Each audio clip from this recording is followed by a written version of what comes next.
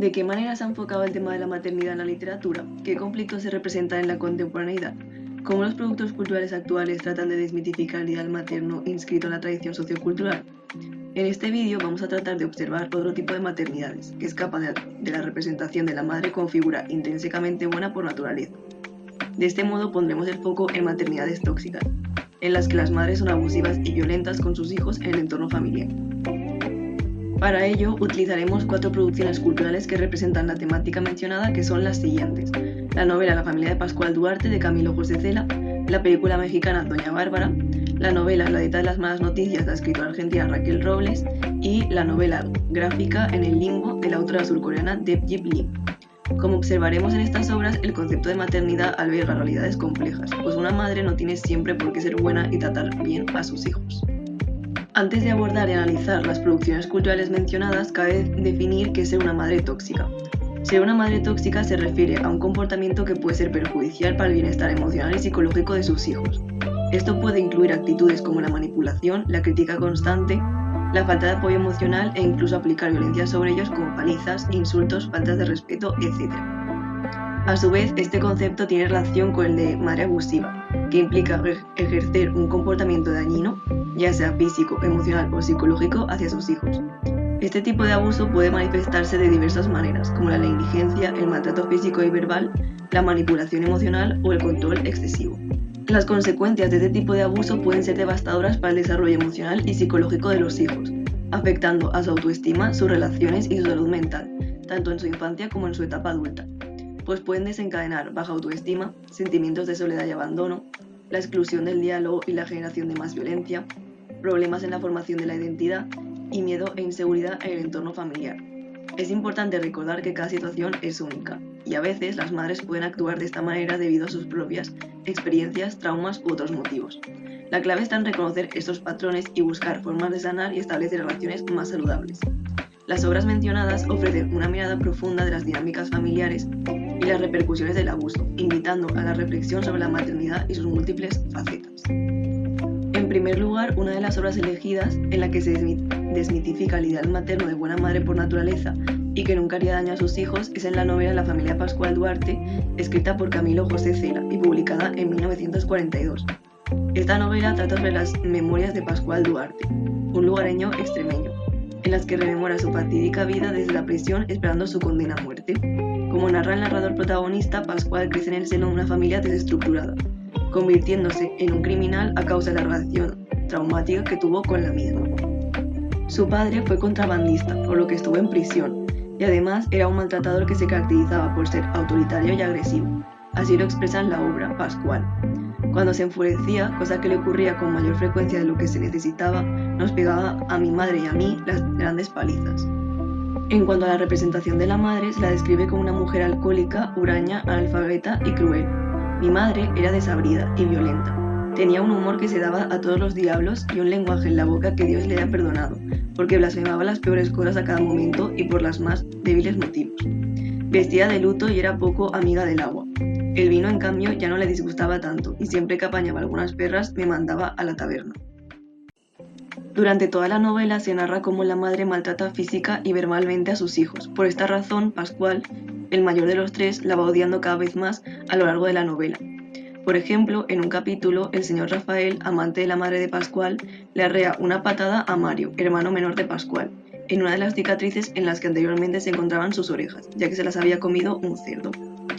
Después de esta acción inhumana, Mario se queda tirado en el suelo gimiendo de dolor. Sin embargo, el señor Rafael se ríe de él en sintonía con las carcajadas de su madre. Así se narra en la obra.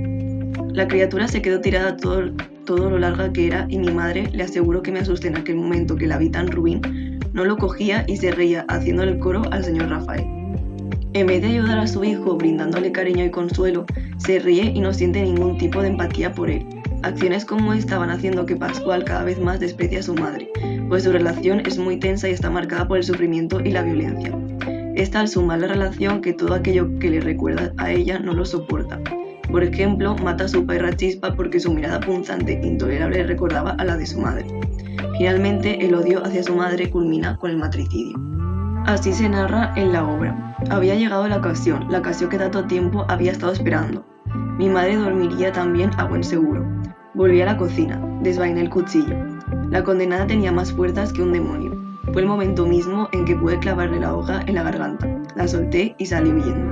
Sin duda, esta obra desafía la noción de que la maternidad siempre es sinónimo de amor y cuidado, al representar a una madre que maltrata a sus hijos y ha cometido gran cantidad de crueldades contra ellos. A su vez, explora las consecuencias negativas que una familia desestructurada puede producir en los hijos, pues acaba afectando a la psicología y estabilidad emocional de Pascual.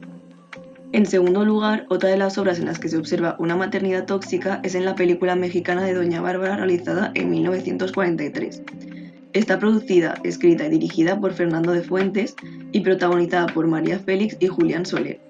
La película está basada en la novela Doña Bárbara, escrita por el venezolano Rómulo Gallegos, quien también participó en la película al coescribir el guión. La historia se centra en Doña Bárbara, una mujer fuerte y dominante que ha forjado su vida en los llanos de Venezuela, donde ejerce un control absoluto sobre su territorio y sus habitantes. La trama sigue la llegada de un joven ingeniero, Santos Luzardo, quien regresa a su tierra natal con la intención de modernizar la región y recuperar las tierras que le pertenecen. Doña Bárbara tiene una hija adolescente llamada Marisela, fruto de su relación con Lorenzo Barquero, un terrateniente que terminó arruinado y atrapado en el alcoholismo. Marisela, con un padre que lucha contra su adicción y una madre que la ignora, vive en completo abandono, aunque Juan Primito, un sirviente de Doña Bárbara, se preocupa por ella en secreto. Cuando Santos Luzardo conoce a Marisela, decide ayudarla a ella y a su padre, llevándolos a su rancho con la intención de ofrecerle a Marisela educación y alejar a Lorenzo del alcohol. Mientras tanto, Doña Bárbara se siente atraída por Santos, pero al descubrir que su propia hija es una competidora por su afecto, hace todo lo posible por sabotear su relación. La toxicidad materna aparece precisamente en este punto. Si nos fijamos en cómo antes Bárbara trataba a su hija, observamos que para ella Marisela no existía. No le importaba si comía, si sabía leer o si le pasaba cualquier desgracia. No tiene ningún tipo de apego hacia ella, le es completamente indiferente. Solo recuerda su existencia cuando la ve como a una rival a la que debe superar. Allí es cuando ella le explica por qué nunca se ha preocupado por ella. A partir de ahí, Doña Bárbara aleja a su hija todo lo posible de Santos. De este modo observamos que la identidad de Marisela adquiere sentido para ella cuando Doña Bárbara, llamada la Devorahombres, la percibe como una amenaza y no por el hecho de que sea su hija, sangre de su sangre. Sin duda, esta representación de madre transgrede de forma muy rompedora tanto los lazos familiares como la propia concepción de apego materno-filial. Se supone que una madre debe proteger, cuidar a sus hijos y desearles el bien, aquí observamos todo lo contrario. Doña Bárbara siente envidia insana por la belleza de su propia hija, y movida por los celos la separa de quien podría ser su pareja. Por otra parte, otra novela en la que se representa a una madre abusiva es en la dieta de las malas noticias, escrita por la argentina Raquel Robles y publicada en 2012. En concreto, esta obra gira en torno a la vida de Paula y la poca relación que tiene con su madre hasta que debe cuidarla porque le han detectado Alzheimer y ya no puede cuidarse sola. Esta noticia no es bien llevada por Paula, pues huyó de la casa de sus padres cuando era adolescente porque la maltrataban. Para ella, esa mujer no era una madre, sino una señora que la había torturado desde la infancia. Por esta razón, al principio no quiere ayudarla, pero los hermanos también habían sido maltratados por ella, y no les parecía justo que uno de ellos cargara con toda la responsabilidad. Por eso decidieron turnarse y tenerla cada uno durante 3 meses en su casa. La obra explora los sentimientos de resentimiento a los que se enfrenta Paula y que resurgen cuando debe hacerse cargo de su madre. Dice así: cuando me la trajeron simplemente no podía creer que mi madre estuviera invadiendo mi casa con su presencia. Era fácil olvidar que esa anciana enclenque había sido una mujer fuerte y cruel que me había pegado y había sido testigo de las golpizadas de mi padre. De este modo, la madre maltratadora que se representa desmitifica el ideal de la madre perfecta o madre abnegada, que se asocia con la idea de que todas las madres deben ser incondicionalmente amorosas, sacrificadas y protectoras. A su vez, la novela señala las secuelas psicológicas que el maltrato tuvo en Paula. Por ejemplo, gran parte de sus problemas afectivos en su edad adulta, su forma de vincularse con determinadas personas y aceptar malos tratos por parte de algunas de sus parejas estaba muy relacionada con su propia historia familiar. Al final, los golpes le resultaban conocidos. Por ejemplo, una vez conoció a un hombre, cariñoso, viril, impetuoso. Todo en él parecía natural. Le llevó 1 año ir a la libreta a pegarme el primer cachetazo. Cada vez se animaba a ir un poco más lejos en los golpes y en las disculpas. En esa época trataba de evadir el vínculo entre esa relación y mi historia familiar, diciéndome a mí misma que mis padres nunca me habían pedido perdón, ni parecieron jamás arrepentidos de haberse golpeado. Era una ingenuidad de mi parte, pero cuando se estaba atrapada es difícil ver las cosas con claridad. Asimismo, el hecho de haberse criado en un entorno familiar hostil le hizo desarrollar un estado cerebral hiperactivo, debido a que siempre tenía que estar en estado de alerta para detectar e intentar evitar un nuevo peligro. Incluso la mente de Paula, pese a vivir sola y ser adulta, ha quedado programada de esa manera, y de forma inconsciente su cuerpo vive bajo esa presión esperando a que esa siguiente cosa mala suceda. Así lo expresa en la obra: yo me construí sola, generé mis propios cimientos, nunca bajo del estado de alerta.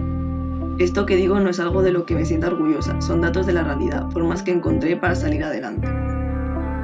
Por otra parte, la obra plantea la siguiente pregunta: ¿hay posibilidad de reconciliación entre una madre maltratadora y una hija maltratada? A lo largo de la novela observamos que es posible, siempre y cuando haya una disposición de ambas partes a trabajar en sus problemas, la naturaleza del maltrato y si hay un deseo genuino de sanar y cambiar. Finalmente, otra obra en la que se representa una madre abusiva es en la novela gráfica En el limbo, de la escritora surcoreana Deb Lee, publicada en 2024. Cabe mencionar que no es una obra española o latinoamericana, pues no se ha encontrado ninguna novela gráfica sobre la temática expuesta. No obstante, es interesante reflexionar sobre por qué esto es así como pensar en torno a por qué en determinadas culturas, como las asiáticas, la representación de madres y padres tóxicos es mucho más frecuente. Asimismo, esta obra es una oportunidad para destacar la labor de traductoras o traductores españoles, como la que realiza Marina Borràs Ferrà en esta obra. Una vez mencionado estos aspectos, cabe destacar que En el limbo es una obra autobiográfica en la que la autora narra sus memorias del momento en el que se muda de su país natal, Corea del Sur, a Estados Unidos con su familia. De este modo, Debbie tiene que adaptarse a un entorno completamente diferente. Al empezar el nuevo instituto, Deborah se siente sola, fea y bastante insegura en muchos aspectos, el estético, el estudiantil, entre otros. Además, emigrar a Estados Unidos le hace consciente de su propia alteridad. No habla bien inglés y su cara, sobre todo sus ojos, le hacen sentirse diferente y rara al compararse con el resto. Así lo expresa: si me esfuerzo puedo convencerme de que no soy diferente a los demás, pero luego me miro en el espejo y la realidad me golpea, no soy como los demás. Su madre, lejos de brindarle su apoyo al ver que su hija no obtiene las notas sobresalientes que antes tenía y viendo que ya no destaca tanto en la orquesta de la escuela, utiliza la violencia física y verbal como herramientas disciplinarias. Por ejemplo, en las siguientes viñetas, Debbie había ensuciado la cocina porque tenía que llevar una receta hecha para un trabajo en el instituto.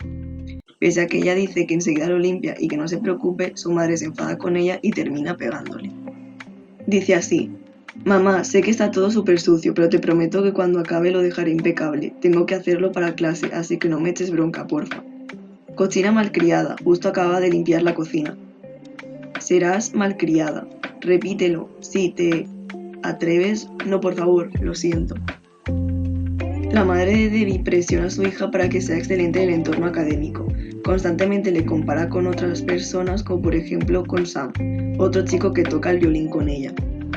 Dice en la siguiente viñeta: Sam también viene aquí, pero seguro que este chico practica mucho. ¿Cuántas horas al día crees que...? No lo sé, 2, quizá 3. ¿Por qué no te pareces más a él? Corrección, porque yo no quería parecerme más a él. Este hecho produce que su hija poco a poco se vaya apagando y desarrollando una conducta depresiva en la que ya nada le ilusiona. Por ejemplo, a ella antes le apasionaba tocar el violín. Sin embargo, debido a la presión constante a la que le somete su madre, deja de gustarle. Cada vez me costaba más practicar, y no sabía por qué. Me había cansado de tocar, me había vuelto una vaga. Al final, acaba dejándolo por una nueva pasión que ha elegido ella, el dibujo. Esta decisión es apoyada por su profesor de violín, no obstante su madre le recrimina que ha invertido gran cantidad de dinero y esfuerzo en ella para que ahora vaya y lo deje. El ambiente hostil en el entorno familiar hace que Debbie no pueda contar con su madre para nada, y eso produce una falta de comunicación brutal entre ellas. Su familia no supone una red de apoyo, pues constantemente hay gritos y recriminaciones que dificultan hablar sobre cómo se siente. Esta falta de comunicación impide incluso cualquier posibilidad de reconciliación y entendimiento, llevándola a sentirse sola y desamparada. Este hecho hace que Debbie desarrolle apatía y anhedonía, síntomas típicos de la depresión. Incluso lleva a cabo un intento de suicidio que le hace volver a ir al psicólogo. Me han dicho que no es la primera vez que vas al psicólogo. Ya sabes que todo lo que digas es confidencial, a menos que suponga un peligro para mí o para los demás. Además, de manera obsesiva, se arranca los pellejos de los dedos y las uñas. Debbie acaba normalizando vivir con dolor y malestar emocional. Su madre no se cuestiona su conducta en prácticamente casi ningún momento de la obra, aspecto que refleja una desconexión y negligencia maternal profunda. A su vez, este hecho patentiza una desconexión profunda sobre sus propias emociones y una falta de autocrítica evidente.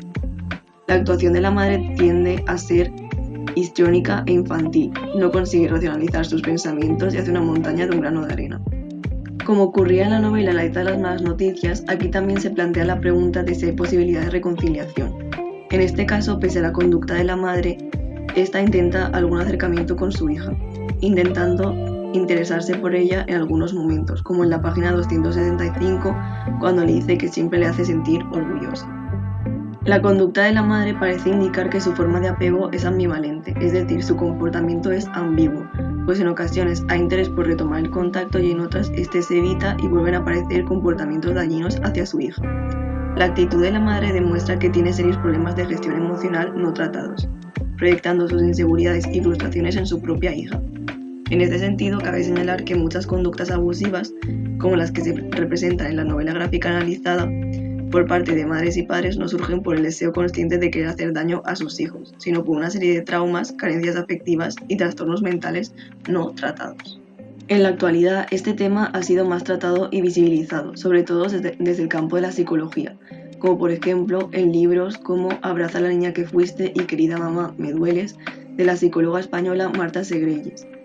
Estas obras hablan sobre cómo curar las heridas maternas y aceptar y tratar de sanar la relación que tenemos con nuestras progenitoras si esta ha sido dañina en algún punto. Pese a que tradicionalmente la sociedad nos muestra que una madre ha de ser atenta y cariñosa con sus hijos, no todas las historias son iguales.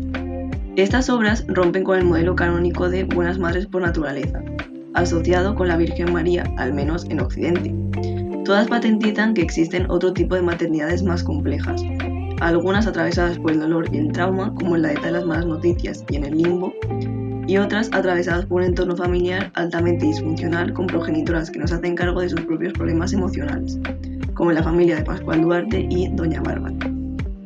Aunque en la mayoría hay una mezcla de ambos aspectos, como en la familia de Pascual Duarte, la dieta de las malas noticias y en el limbo. Asimismo, tras el análisis, se ha podido observar que hay obras en las que la temática de la madre abusadora y la relación con la hija es central, como en las obras más cercanas a nuestra contemporaneidad, la de las malas noticias y en el limbo. Mientras que en las obras del siglo XX la trama central no gira tanto en torno a este conflicto como en la familia de Pascual Duarte y Doña Bárbara. Este aspecto demuestra que en la literatura actual la temática de la maternidad es más central y no se trata de forma tan periférica, pues es un tema de interés que está en el debate social y público. Finalmente, se ha observado que en algunas de ellas se reflexiona sobre la posibilidad de reconciliación y si es posible convertir una relación dañina en una más saludable a partir de una comunicación asertiva.